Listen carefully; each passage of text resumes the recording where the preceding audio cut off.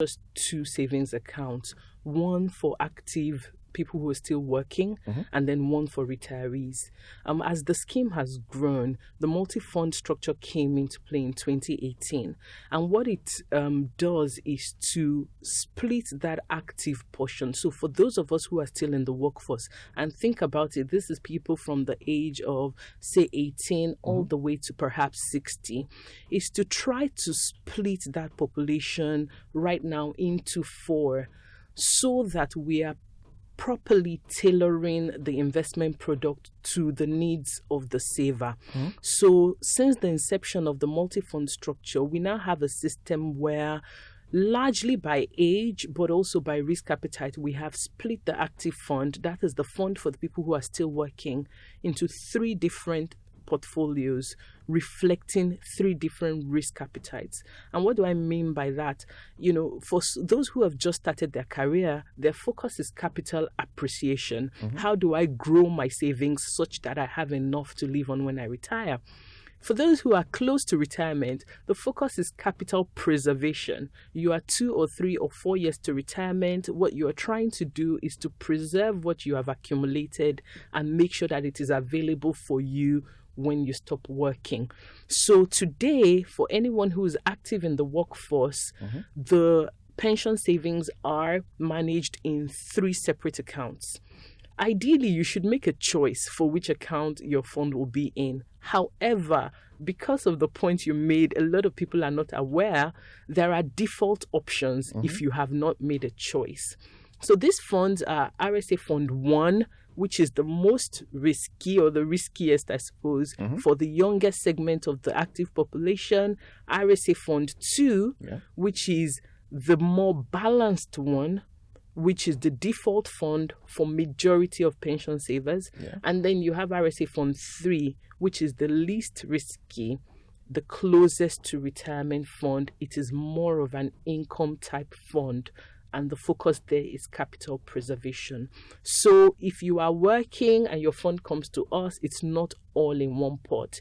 It will either be in the pot you selected based on your risk appetite, or in the default fund that we select for you based on criteria from the National Pension Commission, which is our regulator. All right. So based on what you said, in broad terms, people can actually choose how their pension funds are invested. Absolutely. So, I get people all the time saying, well, I can invest my pensions myself. I want to determine where my pensions are invested. So essentially, they actually can determine how their pensions are invested to an extent. So you are making a choice of the type of fund and of your risk tolerance. You're not making a choice of here's exactly what I want to invest in. So you're making a choice really between a high risk fund, a balanced fund, and an income fund.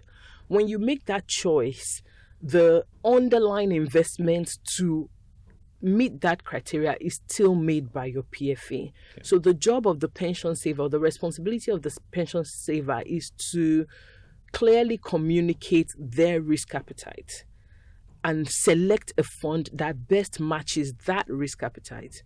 The day-to-day investment of the fund is still the responsibility of the PFA.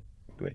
So why do you think many people have not taken up that option? Is it either an education or is it apathy? Or why do you think, in your view? I think we are in a country with a very young population. The workforce is really young as well. And for many young people, there is a lot on their minds. The pension seems to be a faraway concept.